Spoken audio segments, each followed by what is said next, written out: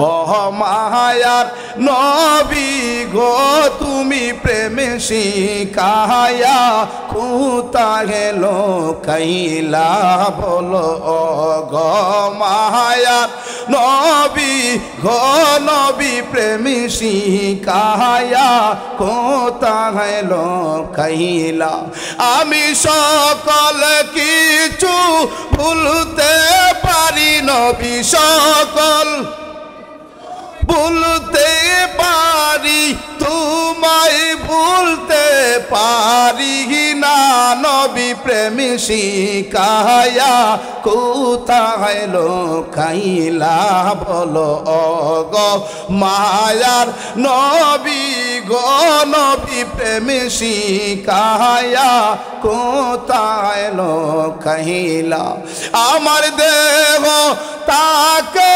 বাংলাদেশে নবী দেহ লাদেশে অন্তর থাকে মদিনা নবী প্রেম শিখায়া হে ভাইজান আপনার আজকে যেই বন্ধুর জন্য যে আত্মীয় স্বজনের জন্য যে ফ্রেন্ড বন্ধুর জন্য আজকে তুমি নামাজ সাইরা দিছো আল্লাহর ইবাদত তাইকা তুমি দূরে সইরা গেছো তুমি যখন মারা যাইবা তোমার আপন তো ওই বন্ধু হবে না তোমার সঙ্গের সাথী কবরের সাথী তো বন্ধু হবে না রে আত্মীয় স্বজন কেউ আপনার সাথী হবে না হে মুসলমান দেখবেন দুনিয়াতে মানুষ যতদিন বেঁচে থাকবো ততদিনই তার মায়া তার কদর থাকে যখন ভিতর থেকে প্রাণ পাখি বাহির হইয়া যায় মায়া শেষ হইয়া যায় দেখবেন বন্ধু আসবে আপনাকে দেখার জন্য যেই বন্ধু বন্ধুকে সারা ঘুমায় নাই বন্ধুকে সারা বন্ধু খাওয়া দাওয়া করে নাই কিন্তু যখন মারা যায় কাছে আইসা মাত্র একটা নজর চোখ দিয়া দূর থেকে তাকায় ঠিক কিনা কাছে যায় না লাশ ধরে না ভয় করে ভয় লাগে রাতের বেলা যদি লাশ পাহারা দিতে হয়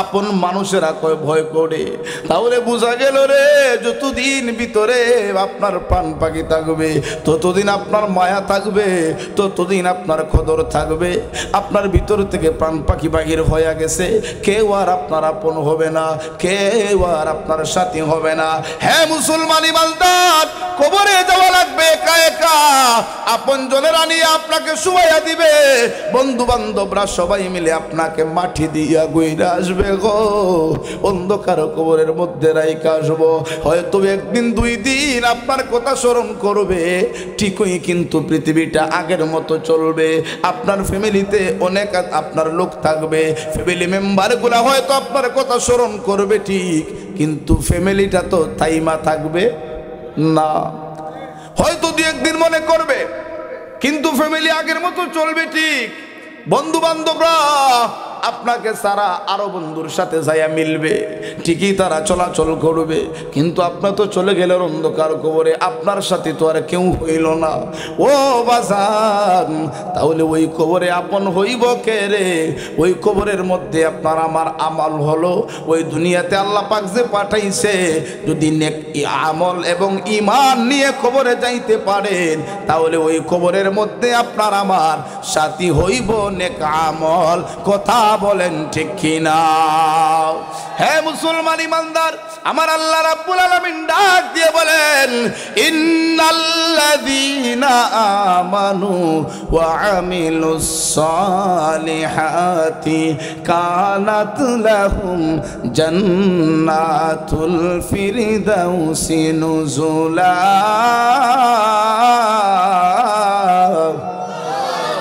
আমার আল্লাহ বলেন ইন্নাল্লাযীনা আমানু নিশ্চয়ই যারা ঈমানদার হবে নিশ্চয়ই যারা ঈমান আনয়ন করবে ওয়া আমিলুস সালিহাত এবং যারা নেক কাজ করবে এবং যারা নেকির কাজ করবে কানাত লাহুম জান্নাতুল ফিরদাউসি নুজুলা আল্লাহ রাব্বুল আলামিন বলেন আমি আল্লাহ তাদেরকে জান্নাতুল ফিরদাউসের মেহমান বানাইয়া দিব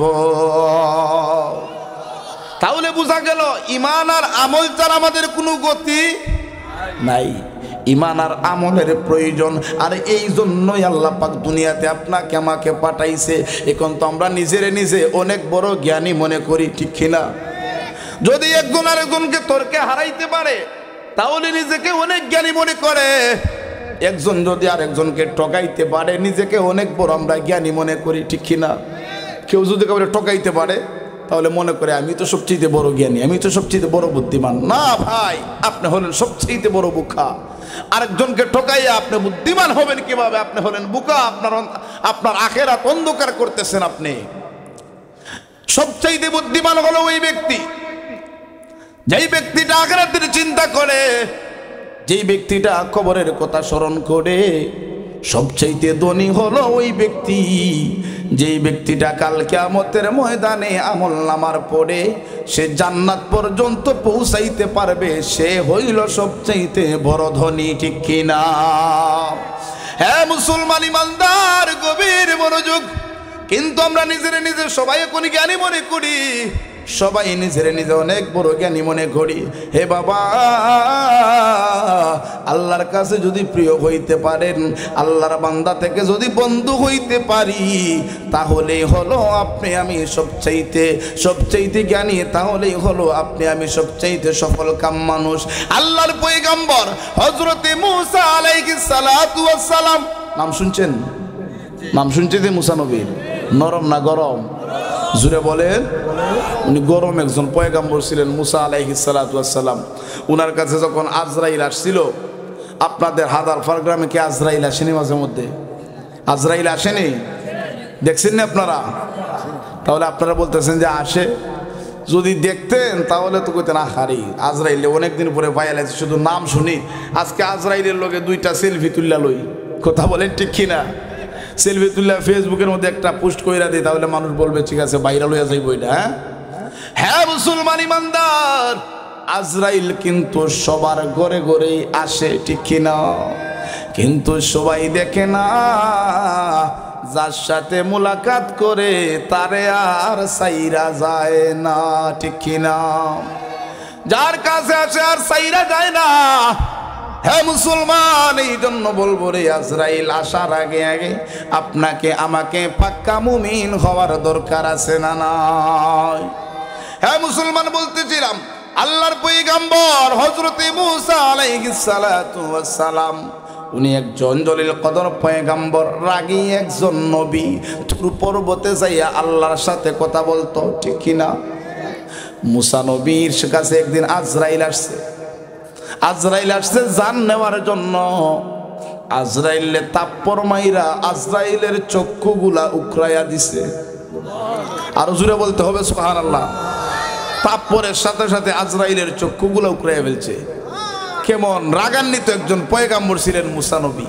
ওই মূসা পয়গম্বর আল্লাহর কাছে যায় একদিন জিজ্ঞেস করতেছেন, আল্লাহ, এই পৃথিবীর জমিনে আর সবচাইতে বড় জ্ঞানী ব্যক্তি হলো যেই সময়কার যেই পয়গম্বর থাকেন, উনার চাইতে বড় জ্ঞানী আর কেউ নাই, কারণ উনি একজন নবী, উনি একজন পয়গম্বর। মূসা নবী বলতেছেন, আল্লাহ, আমার চাইতে জ্ঞানী কেউ আছে কিনা?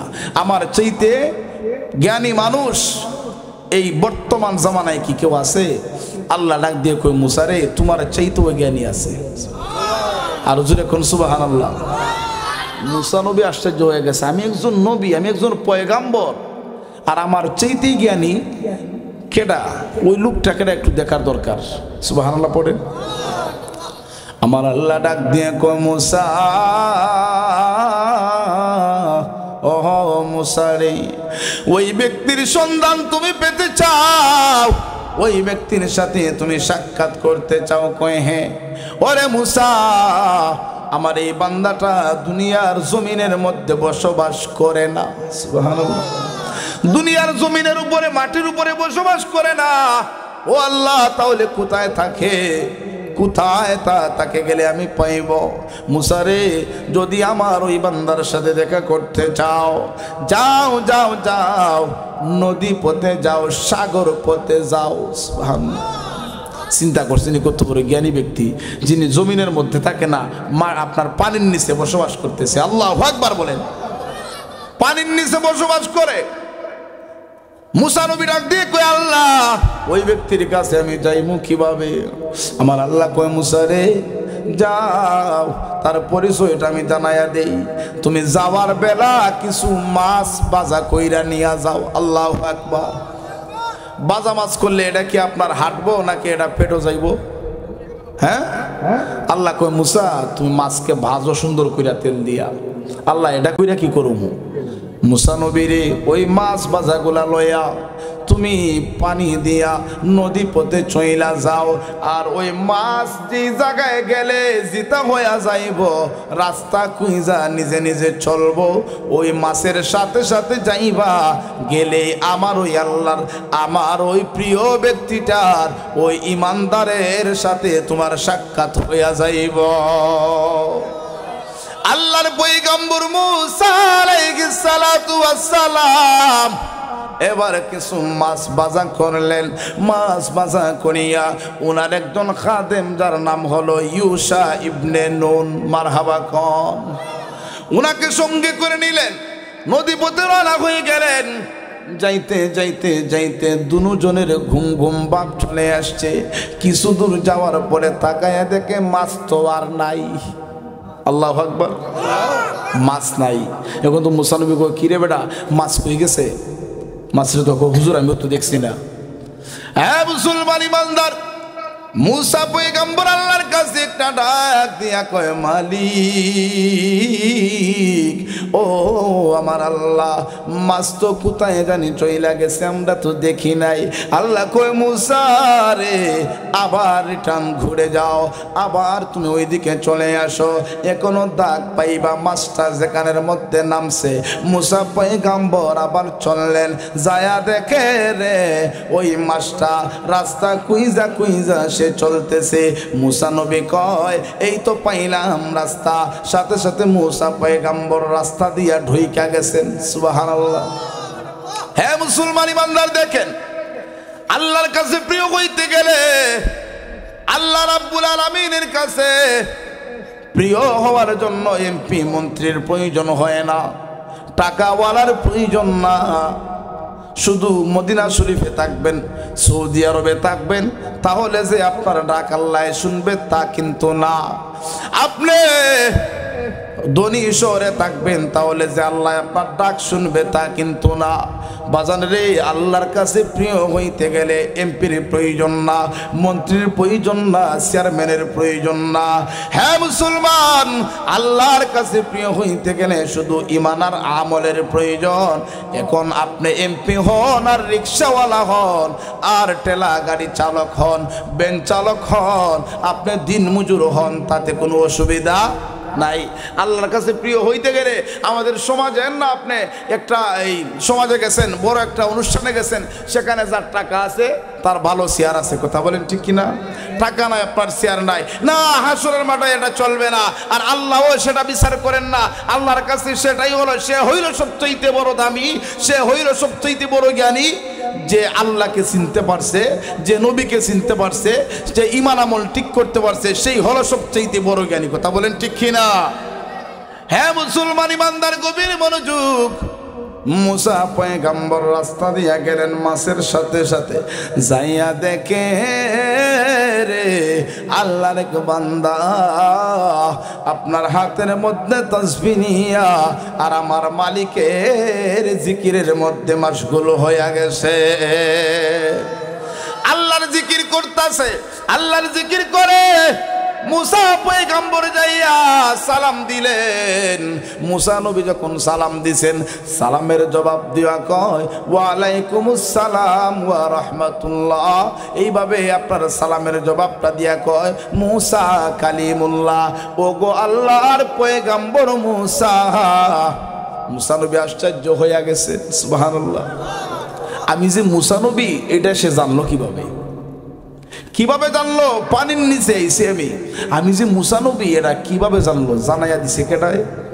জোরে বলেন, জোরে বলেন, কে?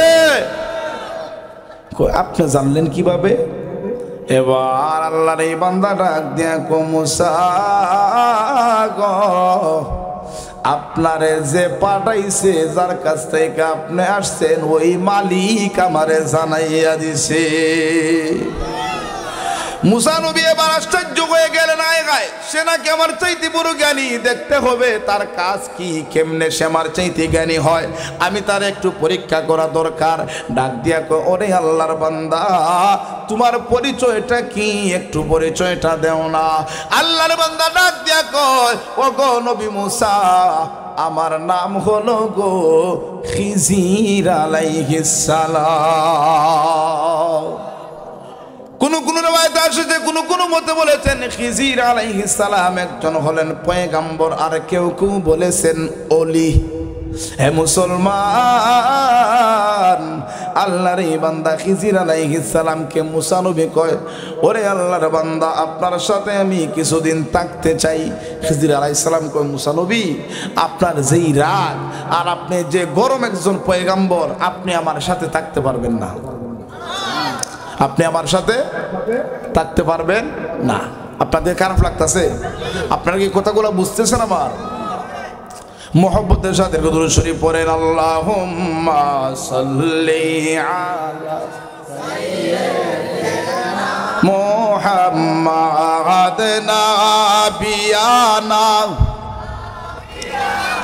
মাওলানা মুহাম্মাদ, আল্লাহুম্মা সাল্লি আলা সাইয়্যিদিনা মুহাম্মাদ নাবিয়ানা।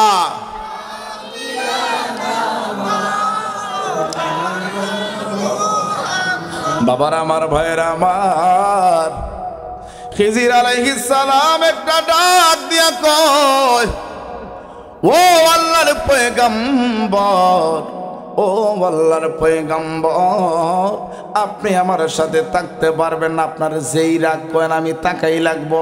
আপনি কিভাবে আমার চাইতে বড় জ্ঞানী আমি সেটা দেখা লাগবো। এরে বাজান, কই ঠিক আছে, তাহলে থাকবেন, কোনো কথা বলতে পারবেন না? ঠিক আছে, চলো আমার সাথে।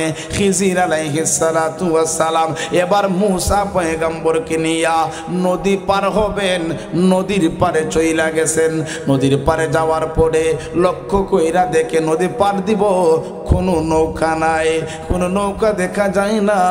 হঠাৎ কইরা দেখা যায় একটা লোক নতুন একটা ছোট্ট একটা নৌকা নিয়ে সামনে হাজির।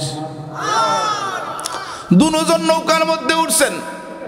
নৌকার মধ্যে উঠার পরে রে আবার ওই পারে যাইয়া, ওই পারে যাওয়ার পরে আল্লাহর বান্দা খিজির আলাইহিস সালাতু ওয়াস সালাম এই ব্যক্তির সুন্দর ছোট্ট নৌকাটারে আপনার নিচটারে একটা আপনার ছিদ্র কইরা দিছে, বড় একটা ফুক্কা কইরা দিছে।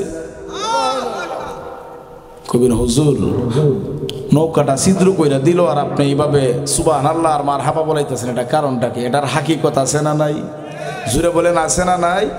হাকিকত সামনে আসতেছে, গভীর মনোযোগ দিবেন। নৌকাটারে আপনার ভাঙ্গা লাইছে। মুসা নবী তো গরম একজন পয়গম্বর, রাগ বেশি। আরে বুঝলাম না, আরো বেটা পার কইরা দিল, উপকার করছে, আবার নৌকাটারে ভাঙ্গা দিল, সে নাকি আবার আমার স্মৃতি জ্ঞানী হয়ে গেছে। এটা কিভাবে? এই মেয়ে, আপনি কি করছেন? এটা আরেক বেটা নৌকা ভাঙ্গা দিছেন। ও মুসা নবী গো, আপনারে আগেই বলছিলাম আপনি আমার সাথে থাকতে পারবেন না, আপনি কোনো কথা বলতে পারবেন? আপনি উল্টা উল্টা কাজ করবেন আর আমি কথা বলতাম না, এটা কেমনে হয়? কই যদি কথা বলেন তাহলে আমার কাছ থেকে জানগা, আমার কাছে থাকলে কথা বলা যাবে না। কই ঠিক আছে, আর কথা বলতাম না, দেখি আর কি কি কাজ করো দেখ লই, ঠিক আছে কথা কইতাম না। কই আসো সামনে আসো। সামনে যাওয়ার পরে এবার তাকায়া দেখে রে আপনার মাঠের মধ্যে দুইটা ছোট্ট ছোট্ট দুইটা সন্তান খেলাধুলা করে। কি করে?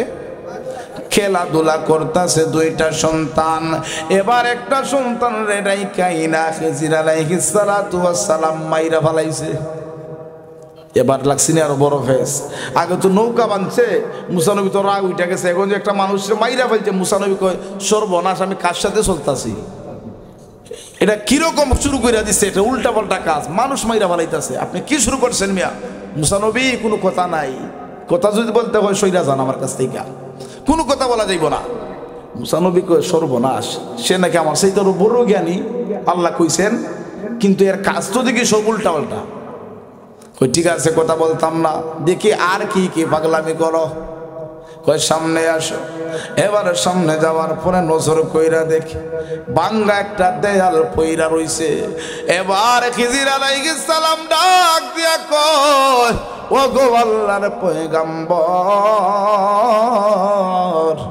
আসেন এবার আমরা দুইজনে মিলা এই বাঙ্গা দেয়ালটারে একটু ঠিক কইরা দেই। মুসা নবী কয়, এখন তুই বালা কাজই কইতাছে, এটা আরেক বেটার দেয়াল পইরা গেছে, এখন এটা ঠিক কইরা দিলে এটা ভালো কাজ হই, ঠিক আছে অসুবিধা নাই, কিন্তু দুইটা কাজ তো করলো উল্টা, ঠিক আছে করবো অসুবিধা নাই, আসেন লাইগা যান। একদিন দুই দিন তিন দিন লাগাইয়া সুন্দর কইরা বাঙ্গা দেয়ালটারে মেরামত কইরা দিছে, কিন্তু কোনো খাবারও দেয় নাই, ওই মালিকের পক্ষ থেকে কোনো টাকাও দেয় নাই। কই ঠিক আছে চলো এবার আমরা যাইগা। মুসা নবী কয়, দুই দিন তিন দিন হয়ে গেল খাবার নাই, একটা টাকাও দিল না, বেগারিটা আপনি এমনিতেই করলেন। ও আল্লাহর বান্দা, আর আপনার সাথে টাকার আমার দরকার নাই, আমি আমার রাস্তা মাইফা যাইগা, কিন্তু যাওয়ার আগে রে তিনটা কাজ যে করছো, উল্টা কাজগুলা কেন করছো আমারে বইলা দেও। হ্যাঁ মুসলমান ইমানদার, গভীর মনোযোগ।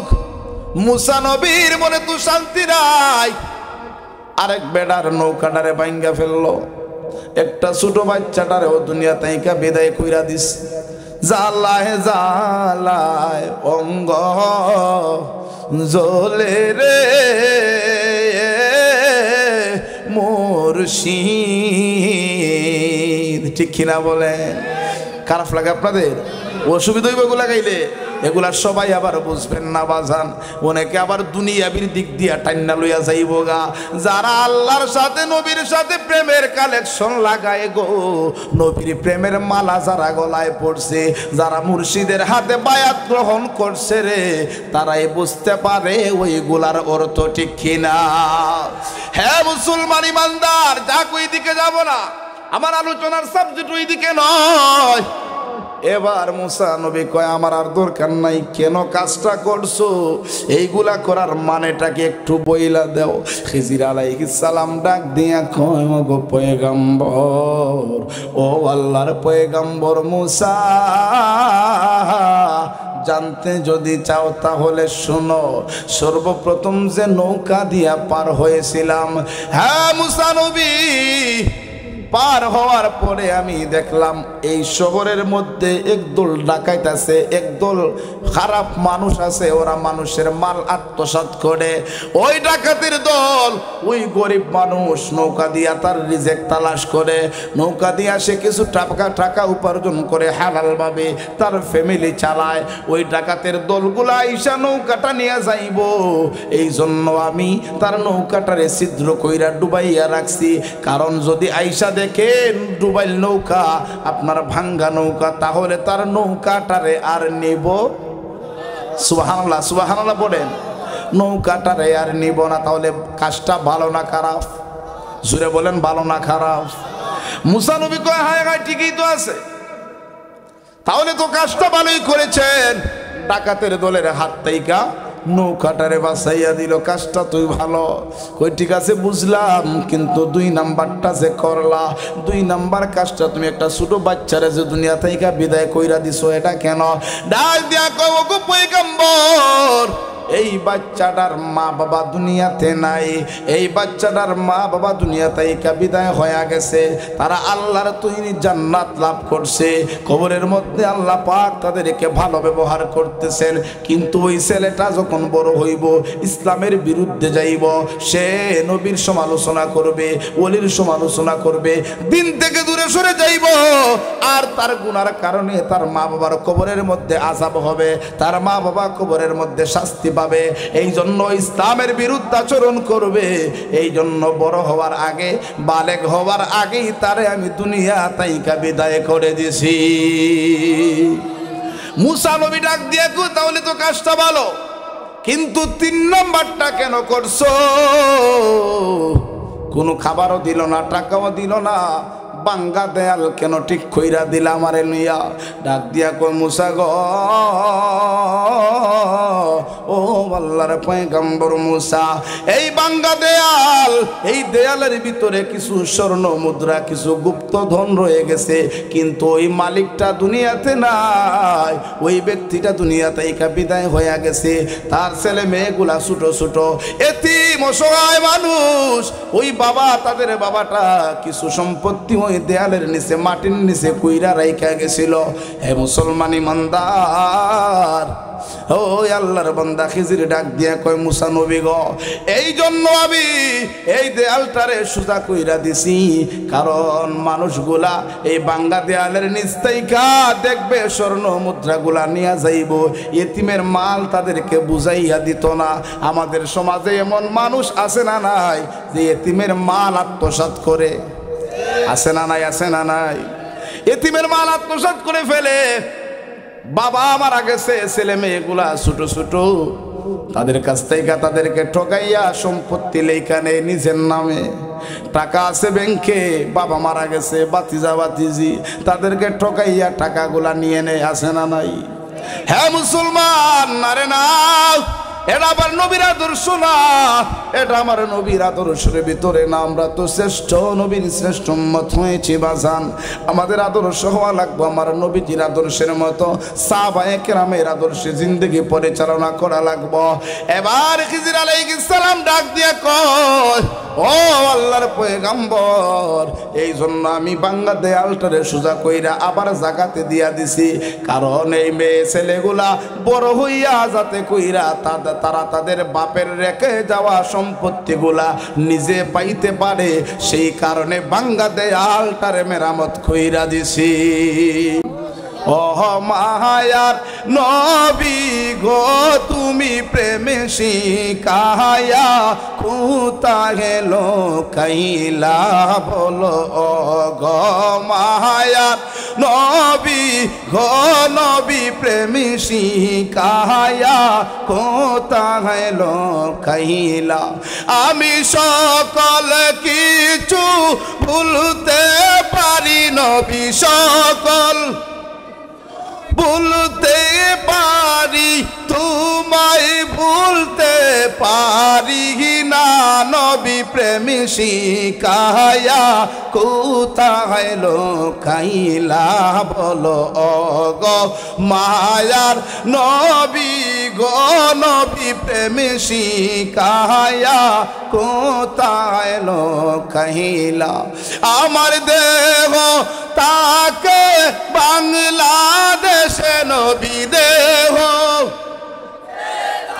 লাদেশে, অন্তর থাকে মদিনা নবী প্রেম শিখায়া লোকাইলা বলো গো মায়ার নবী প্রেম শিখায়া।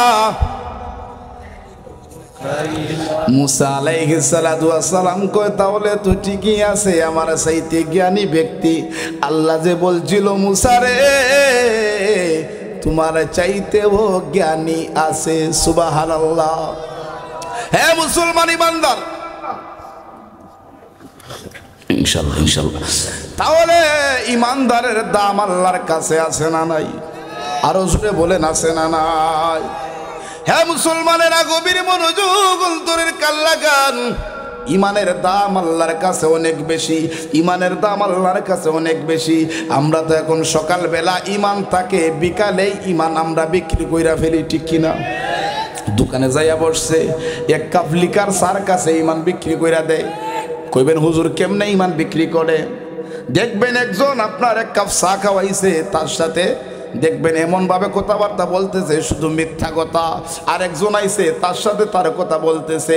হ্যাঁ মুসলমান, শুধু তাই না, শুধু তাই না, হাসতে হাসতে মুসলমানের সন্তানেরা এমন এমন কথা বলে রে, কথা বলার সাথে সাথে ইমানগুলা চইলা যায়, ইমান চইলা যায়। হে বাজান, সবচাইতে দামি সম্পদ হলো রে, সবচাইতে তোমার শ্রেষ্ঠ সম্পদ হলো একজন মানুষের, একজন মুসলমানের সম্পদ হলো তার চাইতে সবচাইতে বড় শ্রেষ্ঠ, ঠিক কিনা বলেন? এই ঈমান যদি আপনার না থাকে, আমলের কোনো দাম নাই, আমলের কোনো দাম নাই। আগে ঈমান, তারপরে আমল, আগে ঈমান পরে আমল। আল আকিদাতু হিয়া জাবিয়াতুল ঈমান, আকীদা হলো ঈমানের খুঁটি। এখন আকীদা মজবুত যদি করেন তাহলে ঈমানও আপনার মজবুত থাকবে। আর ঈমান যদি মজবুত থাকে ওই আমল যা করবেন ওই আমলগুলা গ্রহণযোগ্য হবে, কাজে লাগবে। নবী আমার বলেন আখলিস দীনাকা ইয়াকফিকাল আমালুল কালিল। ঈমানটাকে খাঁটি করো, ঈমানটাকে আগে মজবুত করো, তাহলে অল্প আমল আল্লাহর কাছে গ্রহণযোগ্য হওয়ার জন্য যথেষ্ট হবে। ঠিক কিনা বলেন? এখন ঈমানই যদি আপনার আমার ঠিক না থাকে তাহলে আমল করে কোনো লাভ হইব? কোনো লাভ হইতো না। এজন্য বলবো আগে ঈমানকে পরিপূর্ণ করতে হবে, তাকওয়াবান হওয়া লাগবে মুসলমান। আল্লাহর নবীজি, আল্লাহর নবী দু জাহানের বাদশা নবীজি গো, কেমন নবী আপনার নবী, আমার নবী, নবী আমার রহমাতুল লিল আলামিন। নবীজি যখন কালেমার দাওয়াত দিতেন, যখন ইসলামের দাওয়াত দিতেন, যখন তাওহীদের দাওয়াত দিতেন, মক্কা নগরীর মধ্যে সবচাইতে বড় একজন ব্যবসায়ী আপনার সে বেদিন, দিন গ্রহণ করে না, ইসলাম ধর্ম গ্রহণ করেন নাই। তখন সময়ে ওই মুসলমান ইমানদারেরা আল্লাহর নবীজি তখন কালেমার দাওয়াত দিতেন, ইসলাম ধর্ম গ্রহণ করতেন। বাজান রে, যদি ইমানদার হয়ে না যায় আপনি আমি, যদি বেঈমান হয়ে মারা যায়, যদি অন্ধকার কবরের মধ্যে বেঈমান হয়ে মারা যায়, হাসরের মাঠে আপনি আমি যদি বেঈমান হয়ে মারা যায়, তাহলে হাসরের মাঠে একদল মানুষ থাকবে রে, নিজের হাত নিজে কামড়াইতে থাকবে। নাউজুবিল্লাহ বলেন। নিজের হাত নিজে কামড়াইবে হাসরের মাঠে, আর আফসোস করবে, হায় হায় দুনিয়ার জমিনে এত সুবর্ণ সুযোগ ছিল, আলেম ওলামারা এত ওয়াজ করেছেন, নসিহত করেছেন, তাদের কথা শুনি নাই, এতভাবে বুঝাইছে, কিন্তু ঈমান ঠিক করতে পারি নাই। এমন ভাবে হাসরের মাঠে একদল মানুষ আপনার, যার নাম হলো রে উকবা, যার নাম হলো রে উকবা ইবনে আবু মুইত, ওই ব্যক্তি, ওই কাফেরটা হাসরের মাঠে নিজের হাত নিজে কামড়াইতে থাকবে। নাউজুবিল্লাহ। হ্যাঁ মুসলমান ইমানদার, সে ছিল সবচাইতে মক্কা শহরের মধ্যে ধনী ব্যক্তি, তবে তার একটা গুণ ছিল। তার গুণটা কি জানেননি? তার গুণটা ছিল সারাদিন ব্যবসা কইরা রাত্রিবেলা যখন আসতো, বিকালবেলা আইসা আপনার এলাকার সবচাইতে ভালো মানুষ যিনি, তারে কুইজা আইনা দাওয়াত খাওয়াইতো। মারহাবা বলে। তার ভালো একটা গুণ ছিল, দাওয়াত খাওয়াইতো। কিন্তু একদিন আপনার বড় একটা ব্যবসা করছে, অনেক টাকা লাভ হইছে, বাড়িতে আইসা স্ত্রীর সাথে যোগাযোগ করে, স্ত্রীর সাথে বলতেছে, স্ত্রী রে কারে দাওয়াত করা যায়? মক্কার সবচাইতে বড় লিডার আবু জাহিল্লারে দাওয়াত দেই। নাউজুবিল্লাহ বলেন। আবু জাহিল্লা কি এটা ভালো মানুষ? জুড়ে বলে। এটা সুদ করছিল, ঘুষ করছিল। স্ত্রী কয় না না না, এটারে দাওয়াত দেওয়ার দরকার না। কয় তাহলে আবু লাহাব রে? কয় না, এটারেও না। তাহলে কারে দিমু? চিন্তা করে দেখলো মক্কা শহরের মধ্যে সবচাইতে ভালো মানুষ, সবচাইতে উত্তম চরিত্রের অধিকারী নবী মুহাম্মাদুর রাসূলুল্লাহ সাল্লাল্লাহু আলাইহি ওয়াসাল্লাম। মুহাম্মাদুর রাসূলুল্লাহ ডাক দিয়া কই, স্ত্রী রে তাহলে তো মক্কা শহরের মধ্যে সবচাইতে ভালো মানুষ হলো আব্দুল্লাহর ছেলে মুহাম্মদ, তারে আমরা দাওয়াত দিয়ে আসি। চইলা গেছে নবীর দরবারে, মুহাম্মদ তোমার দাওয়াত আমার বাড়িতে, তুমিও যাইবা, তোমার সাহাবায়ে কেরামদেরকেও নিয়ে যাইবা। নবী আমার চইলা গেছেন তার বাড়িতে দাওয়াত খাওয়ার জন্য। ভালো ভালো খাবারের আইটেম তার সামনে হাজির করছে। যেই মুহূর্তে নবী খাবার খাইবেন, আল্লাহর নবী ডাক দিয়ে বলেন, উকবারে না না না, তোমার বাড়ির খাবার আমি খাইতাম না। উকবা ডাক দিয়া কই, মুহাম্মদ, সে তো বেদিন, নবীজির আপনার মর্তবা সে বুঝে না, নাম দইরা ডাকে, ও মুহাম্মদ কি জন্য তুমি খাবার খাইবা না? কারণটা কি? তুমি আমার বাড়িতে মেহমান এসেছ। নবী আমার ডাক দিয়ে কয়, উকবারে যদি তোমার বাড়ির খাবার খাইতে হয়, মেহমানদারি যদি আমি করতে হয়, তাহলে একটা শর্ত আছে, শর্ত যদি মানতে পারো তাহলে তোমার বাড়ির খাবার খাইব। ডাক দিয়া কই, মুহাম্মদ রে, ও মুহাম্মদ কি শর্ত রে? তুমি যে শর্তই আজকে দিবা না কেন আমি আজকে পূরণ করব, কারণ তুমি খাওয়াই লাগবে, তুমি আমার বাড়ির মেহমান। তুমি যদি না খাইয়ে বাড়ি থেকে চইলা যাও, মানুষ আমার নামে বদনাম করবে। ও মুহাম্মদ, কি শর্ত আমাকে বলো।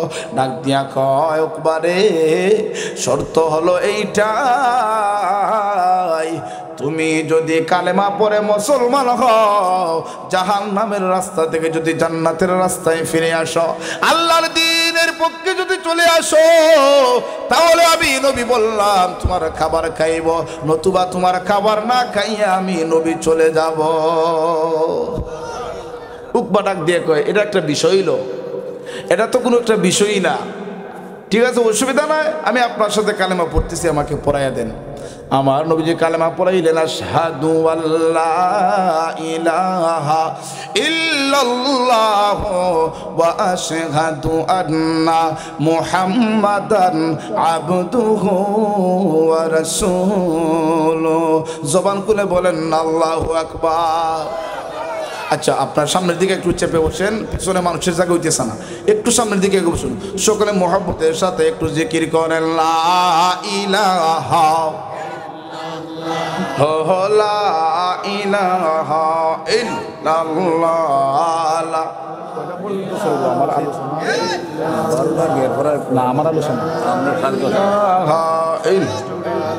আলোচনা শেষ করে দিতাম, কালেকশন শুরু করলাম সাড়ে 10টা।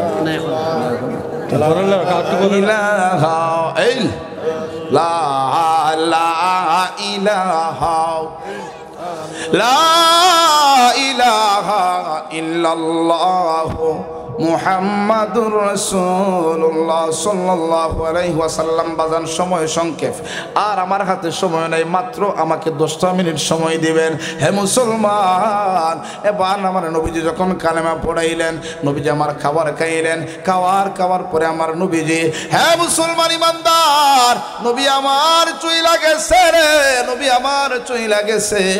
এবার সারাটা মক্কার মধ্যে খবর হয়ে গেছে, কিরে উকবা নাকি কালেমা পড়ে মুসলমান হইছে, মুহাম্মদের ধর্মে নাকি চইলা গেছে। আবু জাহেল, উতবা, সাইবা, আপনার যত বড় বড় লিডার ছিল, ওই যত বড় বড় বেদিন ছিল, উমাইয়া ছিল, তার সবচেয়ে ঘনিষ্ঠ বন্ধু, নাউজুবিল্লাহ বলেন, সবার কাছে কানে কানে খবর পৌঁছাইলো, সবাই চইলা আসছে। কিরে উকবা, তুই নাকি মুহাম্মদের কালেমা পড়ে মুসলমান হইছস, তুই কি আমাদেরকে বলতে পারিস নাই? হ্যাঁ উকবা, আমাদের সাথে সব সময় তোর চলাফেরা, আজকে আমাদেরকে সাইরা তুই চলে গেলে, তুই কি আমাদেরকে চাস না? আমাদেরকে কি তুই পছন্দ করস না? তুই কি আব্দুল্লাহর ছেলে মুহাম্মদকে পছন্দ করস? ডাক দিয়া কয়, আরে বেটা না, এটা মুহাম্মদ আসছে আমার বাড়ি খাবার জন্য, এখন আমি যদি না পড়ি তাহলে তো খাবার খাইবে না, তোমাদের কি আমি ছাড়তে পারবো? নাউজুবিল্লাহ বলেন, তোমাদেরকে তো ছাড়া যাইব না।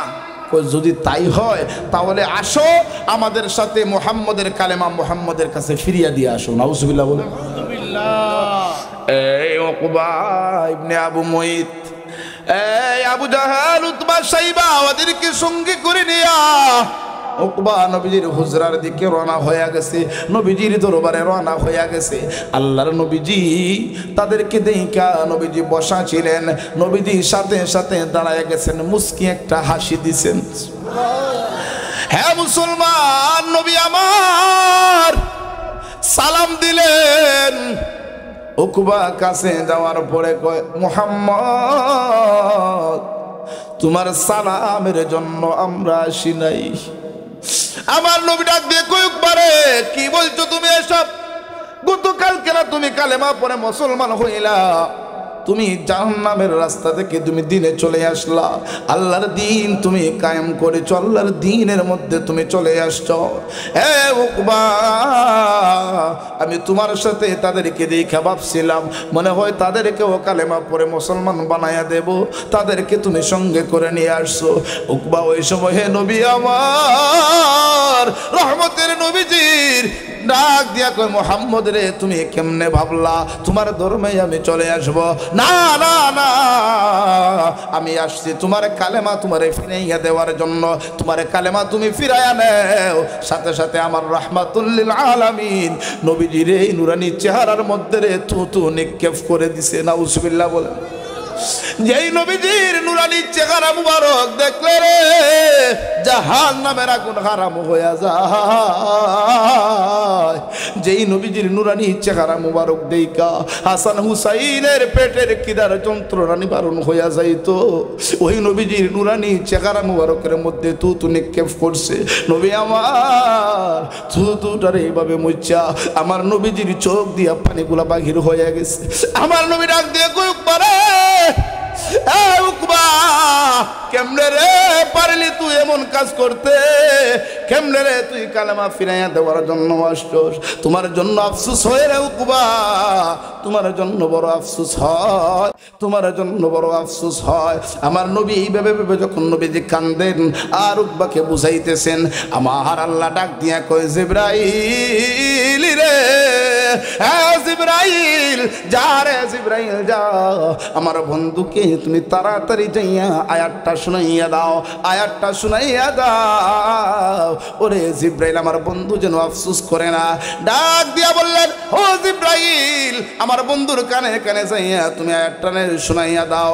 তখন সাথে সাথে জিবরাইল ফেরেশতা আল্লাহর নবীজির কান মুবারকের মধ্যে ঈশা ডাক দিয়া কই, ইয়া রাসূলুল্লাহ ইয়া হাবিবাল্লাহ, ওগো আল্লাহর নবী আপনি আফসোস করবেন না গো নবী উকবার জন্য, আপনি আফসোস করবে না।